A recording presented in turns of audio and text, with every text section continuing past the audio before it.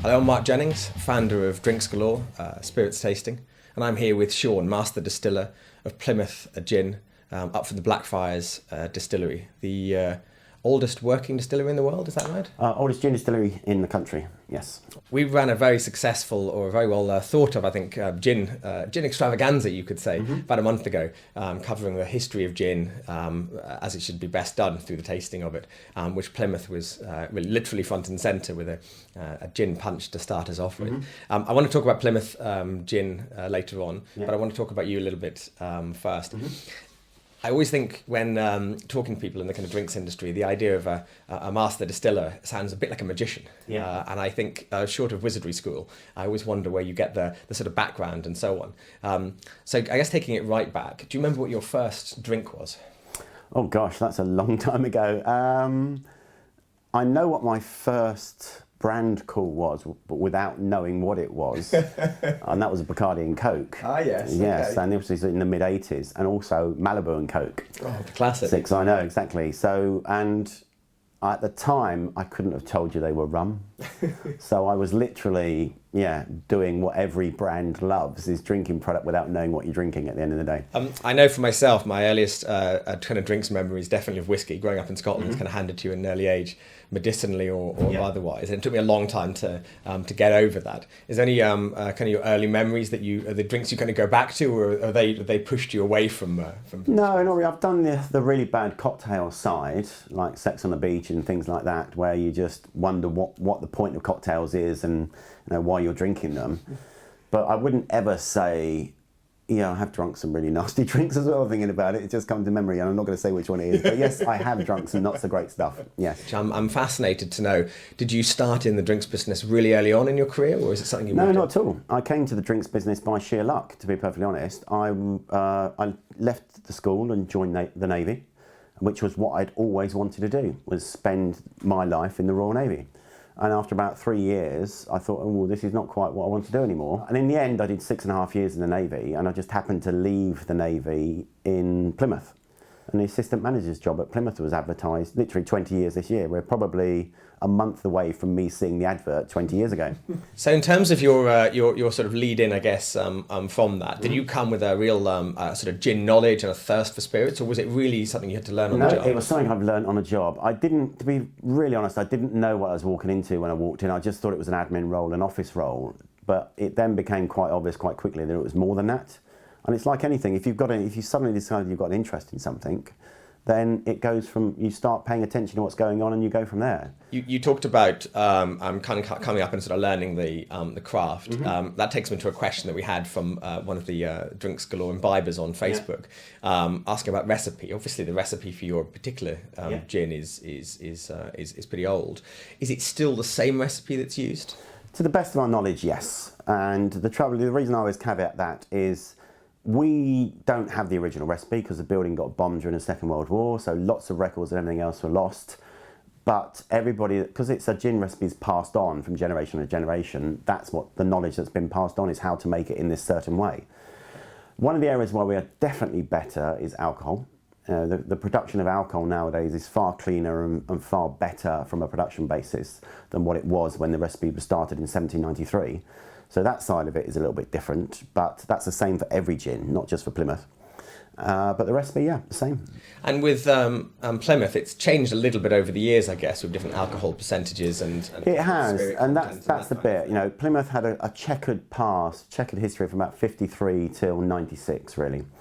And it was changed from a grain alcohol to a molasses-based alcohol in the 90s.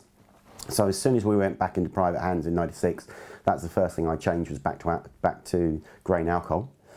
I know we're going to be asked about that, so just to kind of answer that question, what would be a reason that a distillery would do that? It's flavour at the end of the day. When you are turning grain into alcohol or sugar into sugar into alcohol, grain has one stage further, which is to get the enzyme in to get the sugar, if you like, out of the grain. And you can never get a completely clean alcohol from grain. There's always a bit of character on it that sugar is easier to make pure, if you like. So it's a depth of flavour that comes with grain alcohol that you don't sometimes get on sugar-based alcohols. Okay. The other thing is there's 4 really good descriptive terms for alcohol. There's neutral, buttery, bread and grain, and that's what the smell. And it's buttery alcohol that we're looking for. We want alcohol that's got a nice, gentle, buttery smell. And again, you can only get that with grain. Yeah. So it's very much a decision to do it, because the other thing to always remember about gin is we don't make anything, we flavour alcohol. Yes. Yes. So alcohol is an ingredient.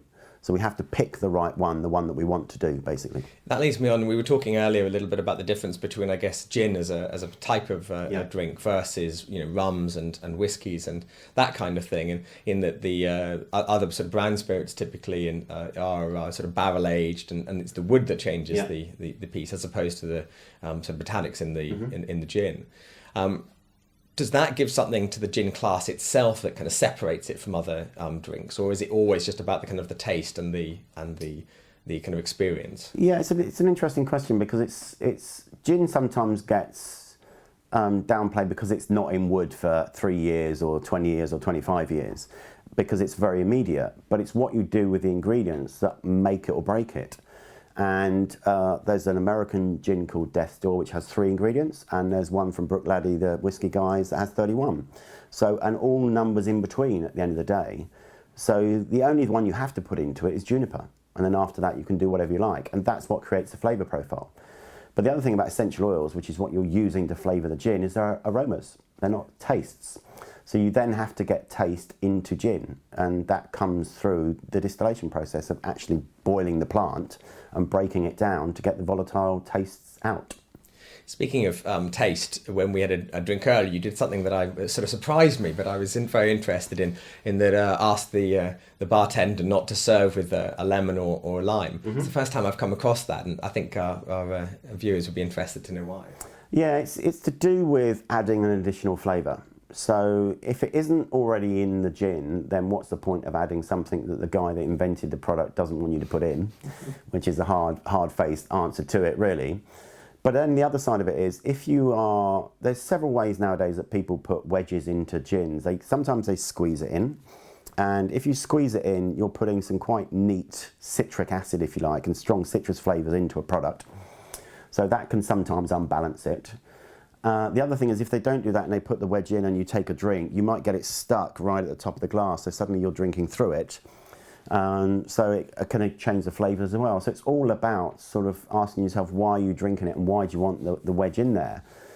Because you can nowadays, most good bars will have lemon, lime, orange, grapefruit, almost always behind the bar. So you can change the way you put in it. And of course the real modern ones again are like cucumber and various other, there are still other. If you go to Spain at the moment, it's really quite vibrant with what they're doing with flavours and with garnishes and everything else. So it's quite a sort of inventive world, but does it add to the drink? And if it doesn't add to the drink, why put it in a glass? That makes me think of kind of gin choice, I guess. For me, for a long time, I thought that the definition of a gin was a London dry, and that was kind of what people aimed for. And then to see gins that didn't have London dry, and it tasted sort of similar, it became confusing. And then obviously to discover Plymouth, I was trying to kind of work out where that all sat together. Yeah. What is it that kind of sort of categorises, I guess, the kind of core difference, and what's the space that sort of Plymouth operates?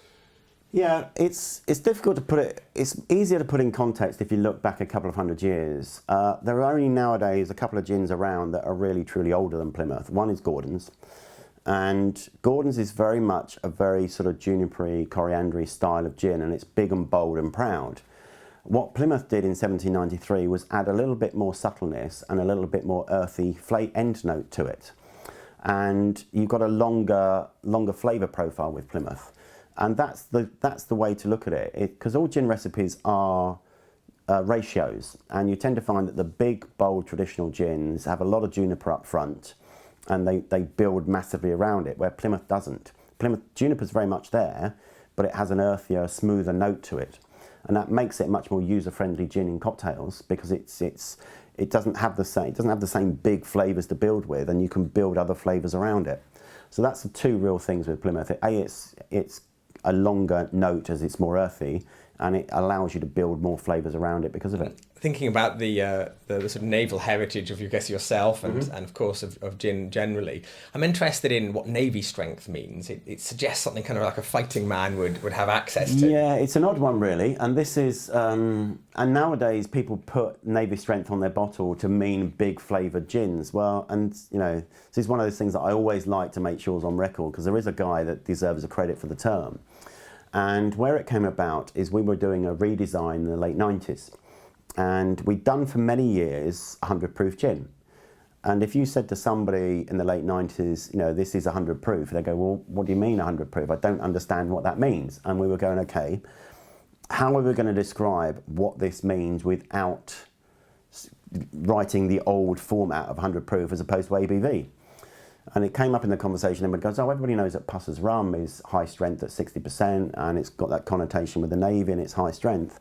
So a guy named John Murphy, who was the chairman of the company at the time, but owned Interbrand and built Interbrand as his hobby, if you like, before he got a proper job at a distillery, said, well, why don't you just call it Navy strength? And that was it. That's where the name comes from. And it's to do with, in our case, a gin at 57%. But nowadays, that's become quite, over the last 20 years, there's more Navy strengths on the market, all around about that 57% mark. But that's where the title comes from. But is there any truth to it being connected with the Navy, the idea of percentage being... Yeah, basically the 57% is, and that concept of 100 proof is a magic number, really. 200 years ago, they couldn't work out what the strength of alcohol was. So it was either overproof or underproof. And you proved it had alcohol in it by mixing it with gunpowder and setting it alight. Bang, basically. And 57% is, I think 57.14% is exactly 100 proof, and it happens above it. So, therefore, if you bought a barrel of gin from me, if it went bang, or you could still light your gunpowder, you knew that it was proved that there was alcohol above 57% in it, and you'd be happy.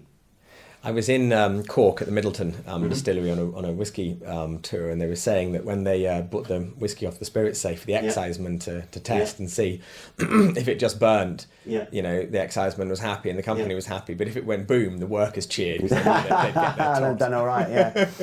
Yeah, because then basically a guy, I think it was a customs officer actually, called Sykes, who came along and worked out that alcohol and water had different specific gravities, so you could float things in it at different temperatures and at different strengths.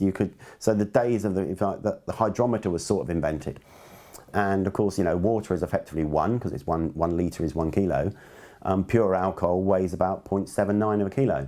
So, and therefore every time you add water and mix to it, you can float something in it and it will float at a different buoyancy because of the mix, and you can work out the alcohol content. So coming to sort of forward, I guess, to now, if I was to go around to your house, would I find all manner of spirits and cocktail mixes? I don't know whether I should answer that question. Yes, is a simple answer. Yeah, I'm very open-minded to what I drink.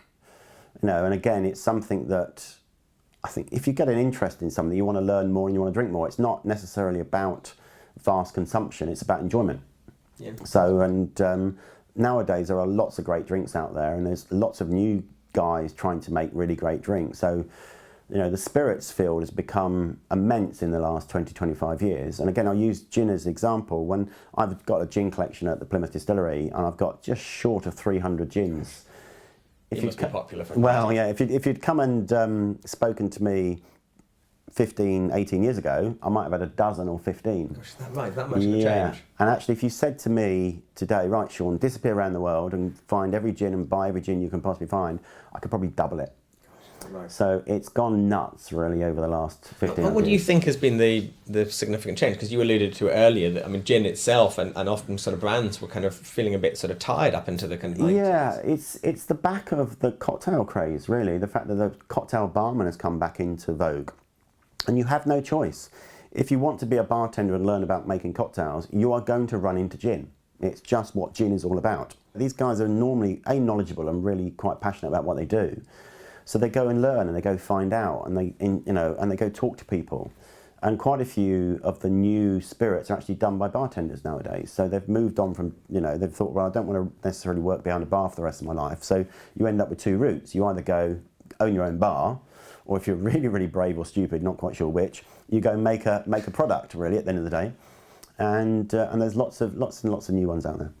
Do you find, because in your job, I guess you've got a sort of legacy almost to kind of uphold. Are you ever tempted to say, actually, we need to get in on the kind of uber sexy new gins and really compete in that space? Or are you comfortable looking after more of the heritage? With Plymouth, we very much are Plymouth gin, and we don't go out of our way to make any other gins. Where we have played around with and do play around with is slow gin, and so we make a slow gin variant. We also have we have a fruit cup,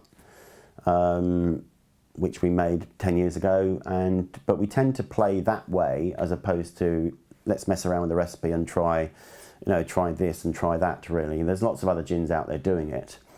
So yeah, we don't really feel the need to go out and do it. You don't ever jump into the sort of stills after hours and kind of mix up your own batch of... Oh, I've definitely played. I've definitely had a look, and it's quite interesting to do. But the other thing is, I'm one of the few people that have got that works with a gin that's over 200 years old. So there is an onus on me to try and keep it as it should be at the end of the day. So it's about, yes, if there's...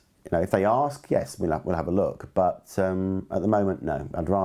I find it more interesting and challenging to go and say make a damson gin or a slow gin or a fruit cup or something like that. What is, I guess, I don't know if a day in the life is possible. What is how do you divide your time as a master distiller? Admin, basically. I would say 90% of my time is running a distillery. So because we are quite a regulated industry, and there's certain things we have to do to keep the building safe. But I still see, at the end of every day, I still get to nose Plymouth gin when it's made, because there's only two of us that make Plymouth gin, and we both have to agree that what's been off the still that day is close enough to Plymouth gin, because every batch is different, because we're working with natural ingredients, so there's always a slight fluctuation, so we're sort of making sure that we're within the boundaries of what we think the gin should be. So I look at every single batch, and then when it comes to choosing the ingredients, there is sort of a team of 5, if you like, because we're part of Shivers Brothers, and one person can't know everything, just in case. So, but I have the final say on what I buy for Plymouth. So it's an overarching role, really, to make sure that everybody else is doing what they should be doing. It's I think that's the best summary I've heard of it. Often it's, like I say, it's kind of an arcane sort of knowledge, but now I can see where the sort of practical side comes in. But it does seem to suggest you also get to taste a lot of gin, which I think would inspire. Yeah, absolutely, yeah. And that's, yeah, it would be a shame if I didn't, really, in my job at the end of the day. But yeah, it's a thing that I think a lot of people nowadays, there's a lot of new master distillers in the world. They might be great with flavours and understand that, but the nuts and bolts of running a distillery are a completely different thing, and lots of people don't know that side of the business, really. We've got, say, Plymouth gin in front of us here. We've got a whole bar full of drinks that could be made up. What's your sort of ideal drink with Plymouth, and what's the perfect serve? So I'm very much a mood drinker, so I would argue with anybody until the cows come home that Plymouth makes the best martini. But the caveat to that is, depends whether you like vermouth or you don't like vermouth, and whether you want olives or lemons or anything else. But Plymouth as a base of a martini, I think is pretty much the best gin. Personal favourite of mine is French 75, which is gin and champagne. So what's not to love? And and there's nothing wrong with a straightforward Plymouth and tonic. A day like today, really, when it's hot and it's nice outside at 4 or 5 o'clock in the afternoon, it's probably one of the most refreshing drinks you can have. Sean, thank you very much indeed. That's been absolutely brilliant to get a little bit of insight into your background and kind of your passions and what drives you forward. I'm just wondering, I guess, kind of what gets you up each day. I mean, you've got all this sort of great passion and great sort of background. You've been doing it for 20 years. Is it a business that keeps evolving as far as you're concerned, or are you now still kind of more the curator? No, not at all.